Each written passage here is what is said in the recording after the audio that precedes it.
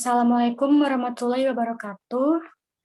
Perkenalkan, saya Nur Witasari sebagai moderator dalam presentasi kali ini.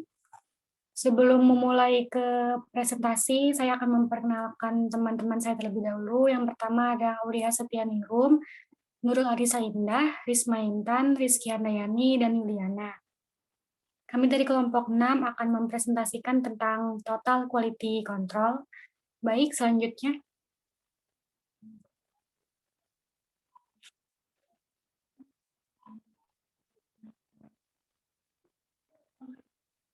Slide selanjutnya. Total Quality Control, pengendalian mutu terpadu adalah suatu sistem yang efektif untuk mengintegrasikan usaha-usaha pengembangan kualitas, pemeliharaan kualitas, dan perbaikan kualitas atau mutu dari berbagai kualitas, atau mutu dari berbagai kelompok dalam organisasi, sehingga meningkatkan produktivitas dan pelayanan ke tingkat yang paling ekonomis yang menimbulkan kepuasan semua langganan. Slide selanjutnya.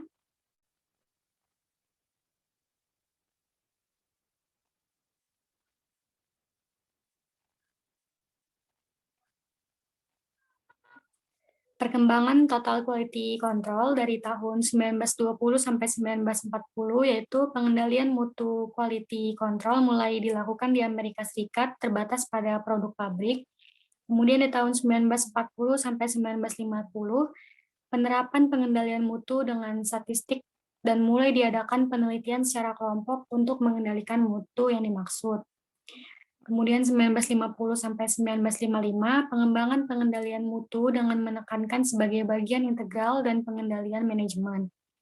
Dan di tahun 1955 sampai 1960, manajemen yang menekankan pada hasil MBO, Manajemen by Objective, MBS, dikembangkan untuk menggarisbawahi perencanaan strategis, strategic planning, dan pengembangan manajemen.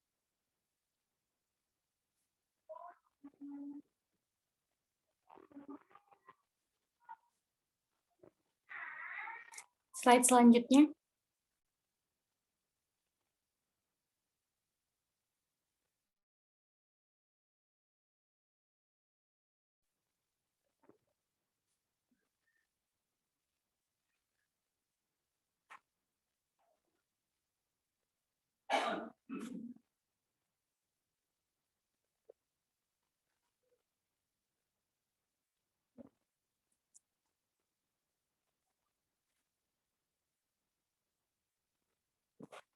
Slide selanjutnya.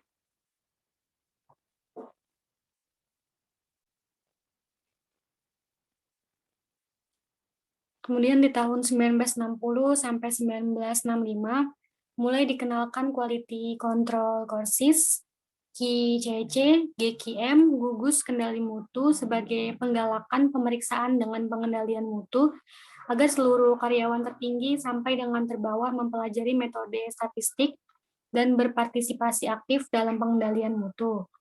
Kemudian di tahun 1965 sampai 1978, QCC gaya Jepang lebih dikenal dengan nama TQC yang menekankan PDCA, Plan Do Check Action, pada seluruh tingkat organisasi oleh semua orang.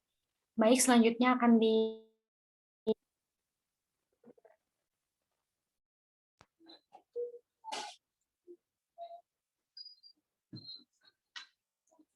Mentalitas dasar Total Quality Control. Dasar Total Quality Control adalah mentalitas, kecakapan, dan manajemen partisipatif dengan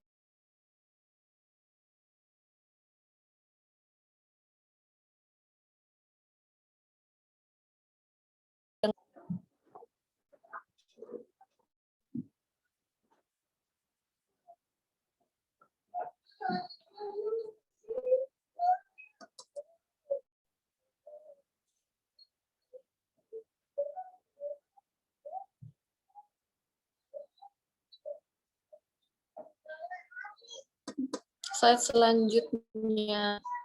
Mentalitas dasar total quality control. A. Kerjasama dan partisipasi.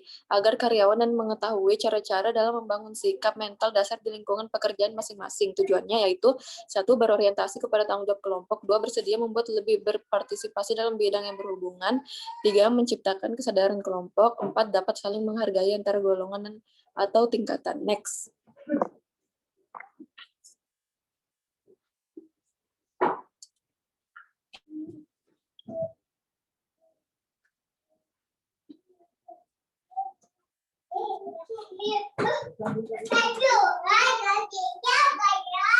B. Berorientasi kepada mutu. Yang dimaksud dengan mutu atau kualitas adalah disesuaikan dengan permintaan. Sistemnya adalah pencegahan sejak awal dikerjakan dengan benar. Standarnya adalah harus tidak ada kesalahan, dan ukuran adalah biaya untuk mencapai kualitas. Selanjutnya saya serahkan kepada Aulia. Baik, di sini ada prinsip-prinsip kualitas. Yang pertama, kepuasan pemakaian, jadi berorientasi pada pemakaian, bukan pada standar.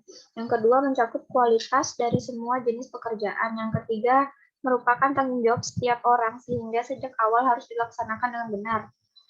Selanjutnya, pengertian kualitas bisa diartikan dengan produk, orang, dan aktivitas. Yang kedua, biaya. Yang ketiga, pengiriman. Yang keempat, moral. Next. Selanjutnya ada pemecahan masalah. Total quality control dilakukan dengan plan, do, check, and action. 8 langkah-langkah pengendalian mutu. Yang pertama, menentukan prioritas masalah. Yang kedua, menjelaskan mengapa masalah itu diprioritaskan. Yang ketiga, mengenali status masalah. Yang keempat, susun langkah-langkah perbaikan. Yang kelima, melaksanakan langkah-langkah perbaikan. Yang keenam, periksa hasil perbaikan. Yang ketujuh, mencegah terulangnya masalah. Yang kedelapan, menggarap masalah selanjutnya. Selanjutnya ada tujuan pelaksanaan total quality control. Yang pertama, pencapaian kebijaksanaan dan target perusahaan secara efisien. Yang kedua, perbaikan hubungan manusia serta mutu barang atau jasa. Yang ketiga, peningkatan moral prakarsa dan kerjasama karyawan. Yang keempat, ada pengembangan kemampuan tenaga kerja. Yang kelima, ada peningkatan produktivitas dan profitabilitas usaha. Selanjutnya akan dibacakan oleh Risma. Baik, selanjutnya ada manfaat pelaksanaan TQC.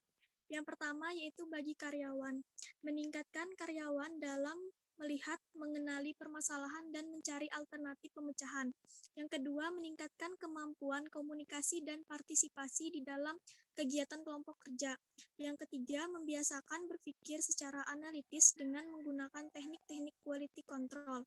Yang keempat, meningkatkan daya kreativitas. Dan yang terakhir, peningkatan kepercayaan diri. Next. Ya, selanjutnya ada manfaat bagi institusi. Yang pertama, pengembangan institusi melalui akumulasi gagasan-gagasan perbaikan. Yang kedua, meningkatkan daya saing barang atau jasa yang dihasilkan. Yang ketiga, memperbaiki hubungan institusi dengan karyawan. Dan yang terakhir, partisipasi semua karyawan di dalam membantu terwujudnya tujuan institusi. Next. Selanjutnya ada manfaat bagi konsumen. Yang pertama, konsumen akan memperoleh barang atau jasa yang bermutu baik. Yang kedua, konsumen akan mendapatkan kepuasan dari barang atau jasa tersebut. Yang ketiga, konsumen akan memperoleh barang atau jasa yang memenuhi kesehatan dan keselamatan. Yang keempat, konsumen akan menerima barang sesuai dengan pesanannya. Dan yang terakhir, pemerintah akan mendapatkan pajak-pajak. Ya, selanjutnya akan dijelaskan oleh Rizky Handayani.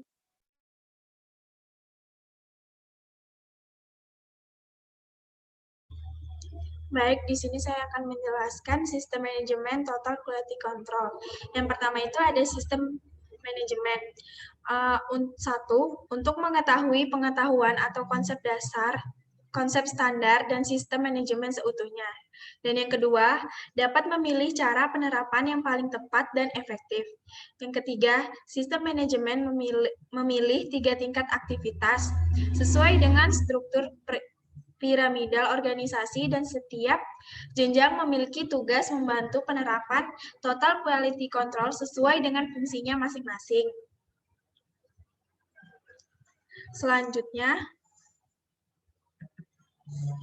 ada kebijakan manajemen.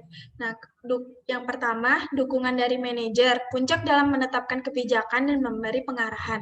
Yang kedua, dukungan dari manajer mencegah untuk berperan serta dalam total quality control. Yang terakhir, pengawasan melekat harus diterapkan oleh setiap atasan atau subunit atau kelompok kerja dengan cara yang benar agar kesalahan dapat diketahui sedini mungkin. Yang terakhir, proses kerja gugus total quality control. Yang pertama, pengajuan masalah, analisis permasalahan, mencari pemecahan masalah, presentasi pada pihak manajer, serta manajer akan meninjau, menelusuri, atau meminta tindak lanjut dari presentasi yang dimaksud. Baik, terima kasih. Selanjutnya akan dibacakan oleh Nurul.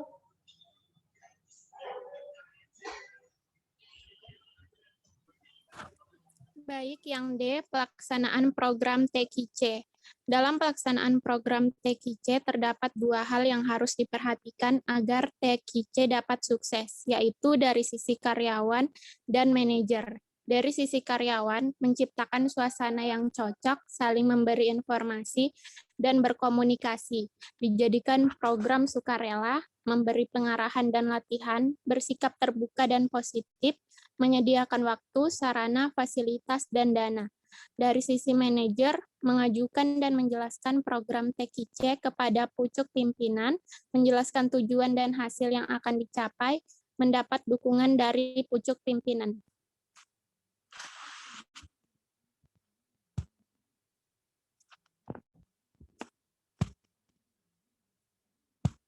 Kesimpulan, dalam pelaksanaan program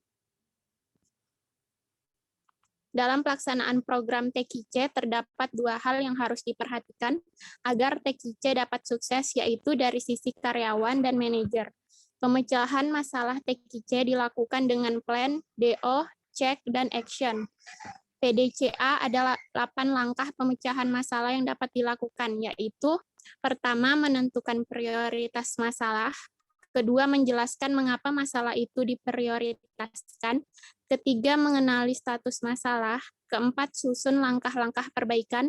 Kelima, melaksanakan langkah-langkah perbaikan. Keenam, periksa hasil perbaikan. Ketujuh, mencegah terulangnya masalah. 8, menggarap masalah selanjutnya. Next. Kritik dan saran. Meskipun penulis menginginkan kesempurnaan dalam penyusunan PPT ini, tetapi kenyataannya masih banyak kekurangan yang perlu penulis perbaiki. Hal ini dikarenakan masih minimnya pengetahuan yang penulis miliki. Oleh karena itu, kritik dan saran yang membangun dari para pembaca sangat penulis harapkan untuk perbaikan ke depannya. Next. Baik, sekian. Selanjutnya saya serahkan kepada moderator. Baik, sekian presentasi dari kelompok 6, kurang dan lebihnya mohon maaf. Wassalamualaikum warahmatullahi wabarakatuh. Waalaikumsalam warahmatullahi wabarakatuh.